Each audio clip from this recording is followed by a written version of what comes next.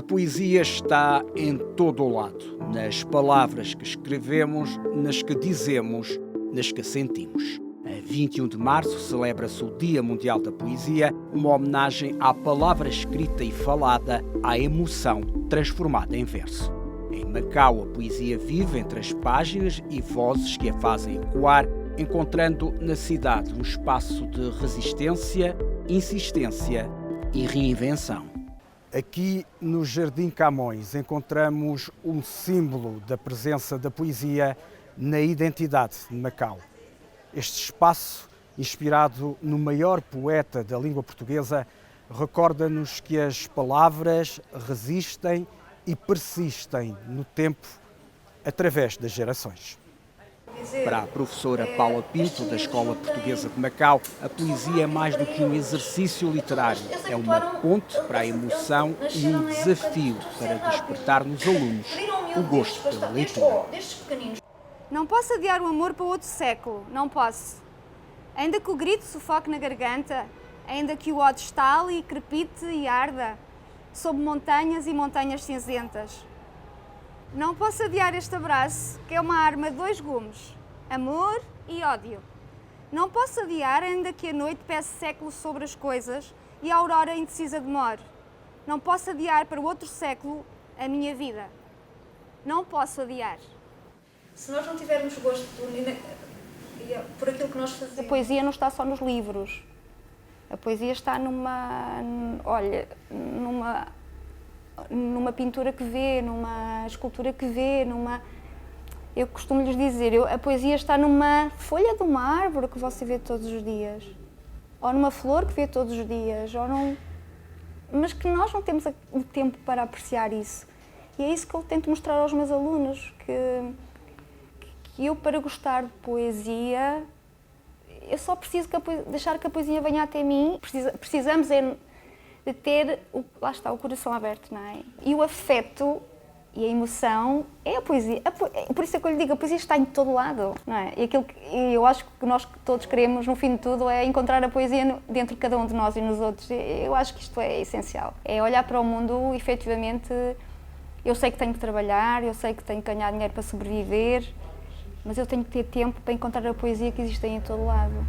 Não é? Não podemos só ser Não podemos estar sempre só à espera de que é tudo a régua e esquadra. 2 mais 2 é igual a 4. Não é. Eu costumo lhes dizer, todos os autores que vocês estudam é gente fora da caixa. É gente que eu adorava ter conhecido. Pela capacidade que eles tiveram de estar sempre à frente do tempo deles. E de se terem obrigado a não ir com a manada, com o rebanho. Não é? Há 12 anos no território enfrenta desafios diários para aproximar os jovens das palavras e da sensibilidade poética. Para muitos, a poesia surge como um conceito distante, mas é possível mostrar-lhes a beleza das palavras e despertar emoções inesperadas.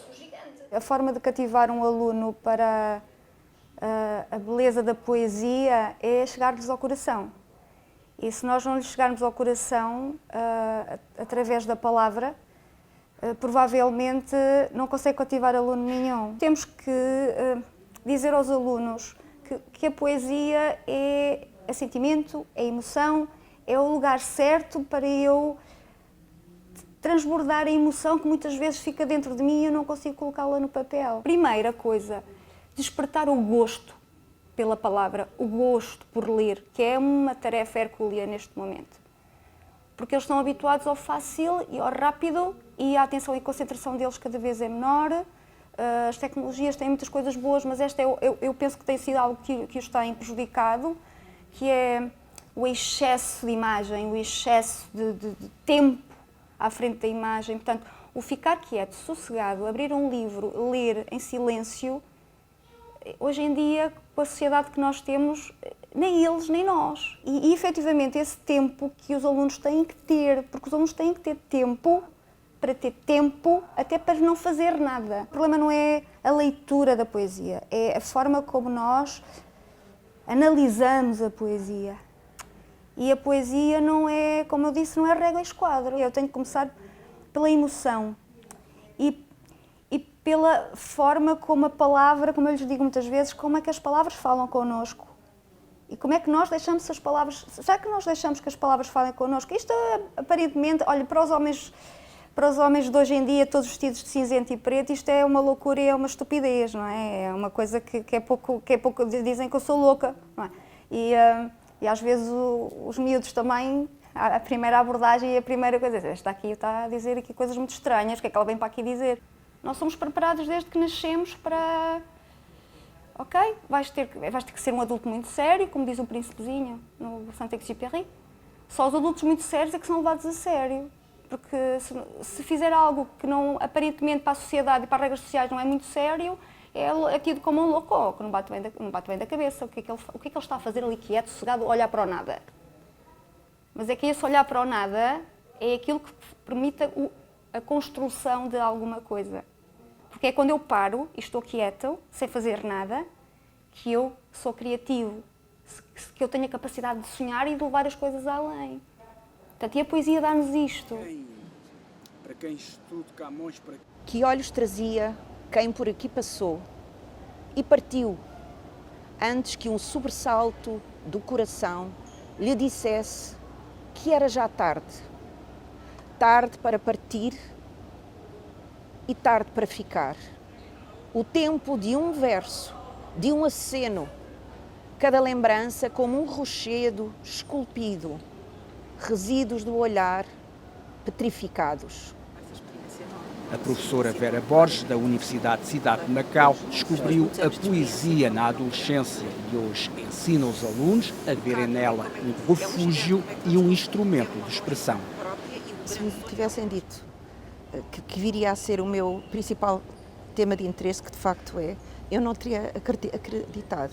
Portanto, eu lembro-me nas aulas, lembro-me que quando se falava de poesia, eu já sabia, a professora ia alterar o seu registro de voz normal, dizer qualquer coisa de uma forma pomposa, e a sensação que nós tínhamos é que não se percebia nada, não é? Portanto, isto foi o primeiro embate. Mas, entretanto, o meu pai, quando eu tinha 13 anos, deu-me um livro da Sofia de Melbrenner, e aí tudo mudou, porque o discurso é claríssimo, as imagens são fortíssimas, e, portanto, há um novo mundo que se abre.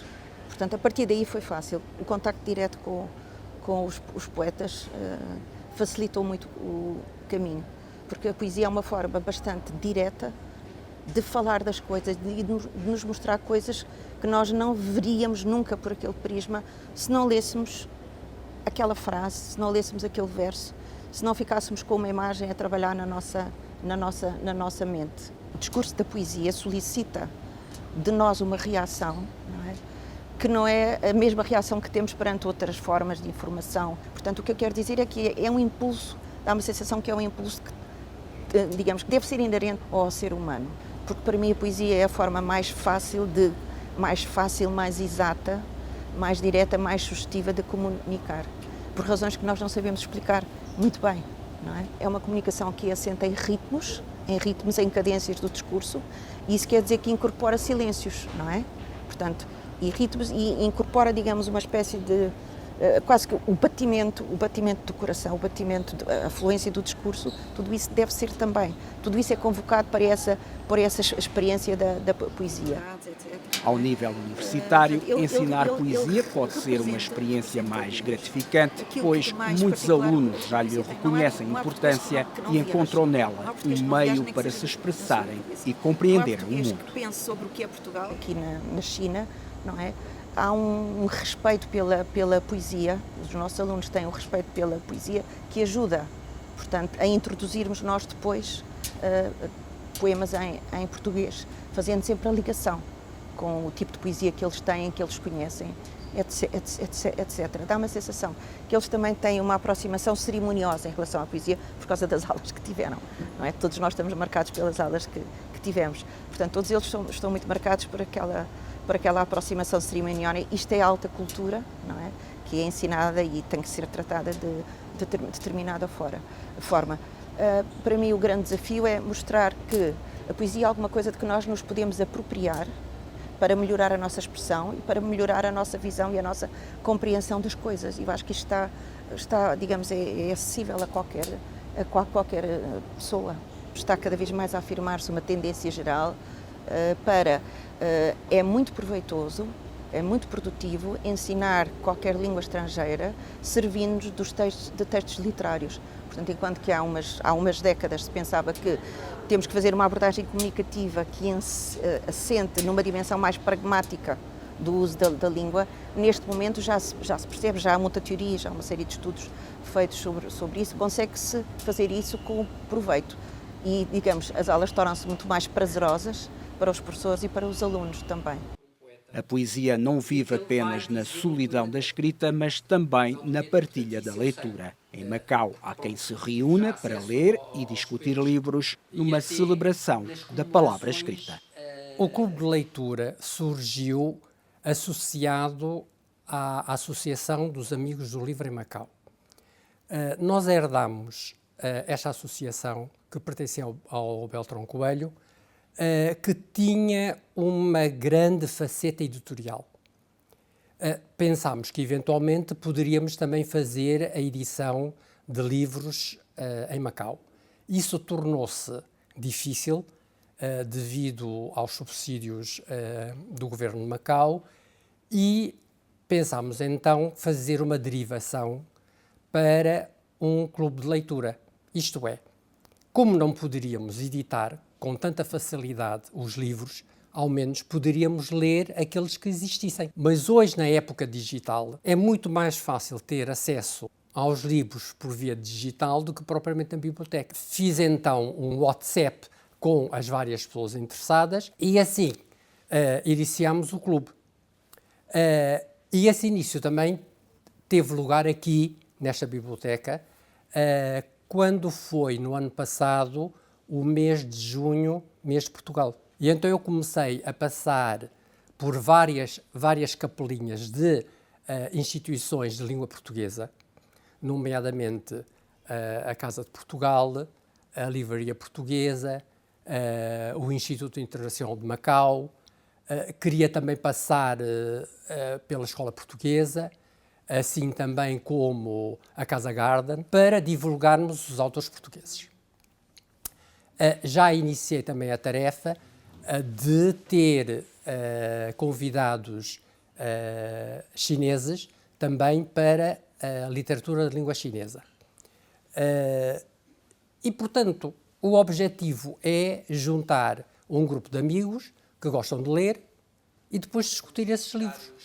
No Clube de Leitura, a palavra ganha relevo e é celebrada no Dia Mundial da Poesia com uma sessão especial, onde os leitores se tornam intérpretes das emoções dos textos que escolhem. Será uma sessão de poesia, a convite da Fundação Rui Cunha, que resolveu juntar o Clube de Leitura, assim como uma associação chinesa. Portanto, haverá poesia em língua portuguesa e em língua chinesa. Um tema que é fora daquilo que se pensa em poesia, porque quando se fala em poesia fala-se... Quer dizer, todos os assuntos são ótimos para se fazer poesia, mas normalmente as pessoas têm a noção de que a poesia é amor, é paixão, mas também há muita coisa que não seja só amor e paixão, não é? Também há guerras e política, intervenção, religião, portanto há muita coisa. O tema que eu escolhi para a parte portuguesa foge a tudo isso. E, portanto, é um convite para as pessoas virem ver e ouvir um tema pouco usual na poesia. E depois a terceira parte será lida poemas pelo público no geral. Portanto, nós convidamos o público para trazer um poema ou dois da sua autoria ou da sua preferência. A poesia também pode ser cantada. Tomás Ramos de Deus e Miguel Andrade, da banda da Casa de Portugal, têm feito da música um veículo para a poesia. Comigo a poesia começou... Primeiro, tenho um bisavô que foi poeta e por isso na minha família sempre ligámos muito, pelo menos, à poesia do meu avô. E depois, não sendo um poeta, comecei a escrever poemas para as minhas namoradas e a musicar. Foi útil? Foi, por acaso também. E foi assim que eu comecei a musicar poemas, porque fazia os poemas para elas e depois musicava. E depois percebi que não escrevia assim tão bem e dediquei-me só à guitarra. E depois mais tarde foram surgindo, sobretudo mais em Macau até, musicar poemas de outras pessoas, de poetas já consagrados.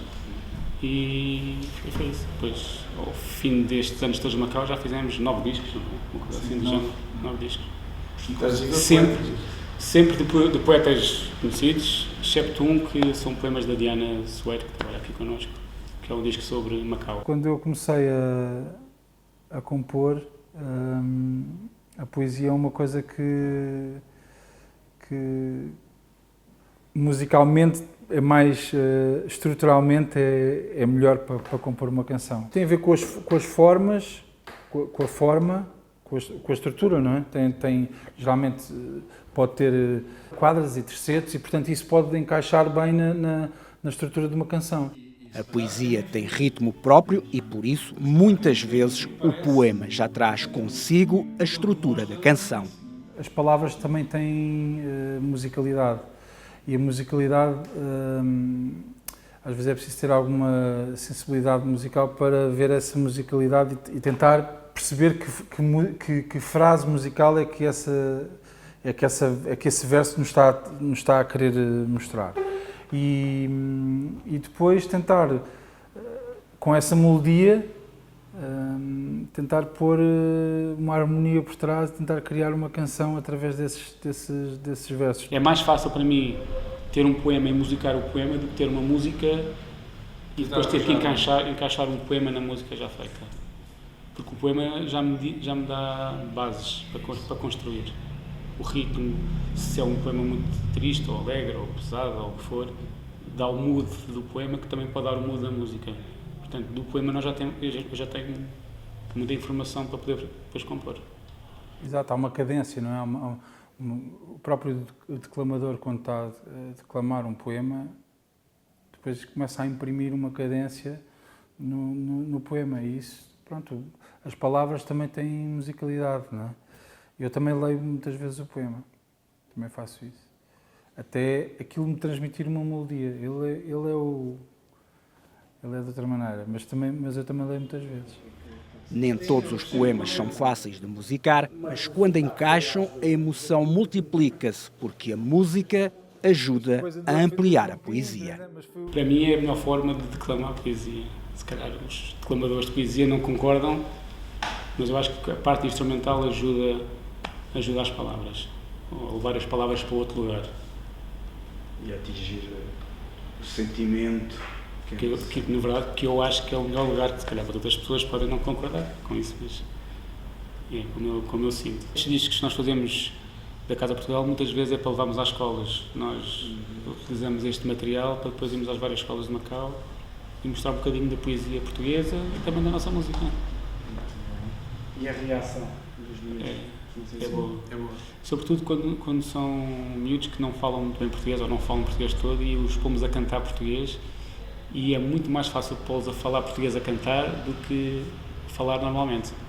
Porque toda a gente deve estar mais ou menos habituada a cantar e se calhar é mais fácil de interpretar os sons, mesmo que não sabendo o que é que estão a dizer, mas muitos deles dizem as palavras de uma forma bastante perfeita. Sim, como nós aprendemos a dizer as canções em mandarim ou vamos ao supermercado e repetimos os sons a dizer as coisas em chinês, mas nós se calhar estamos só a repetir os sons, não sabemos bem. A poesia é ritmo, é emoção, é identidade. Tal como Camões, que eternizou a língua portuguesa, ela continua a ser fonte de inspiração. Por aqui, ela sobrevive nas vozes de quem a lê, em quem a escreve e em quem a canta.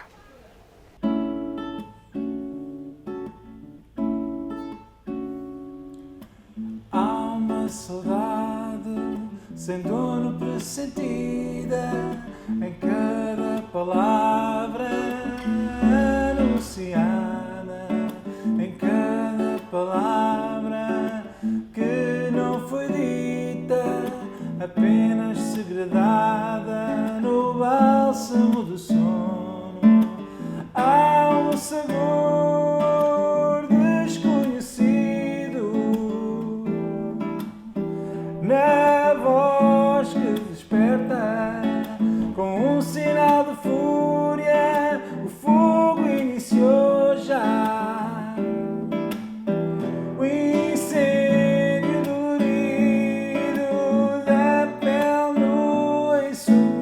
submersa, porque tu vais chegar com a brisa da machúria, da bela lua e submersa,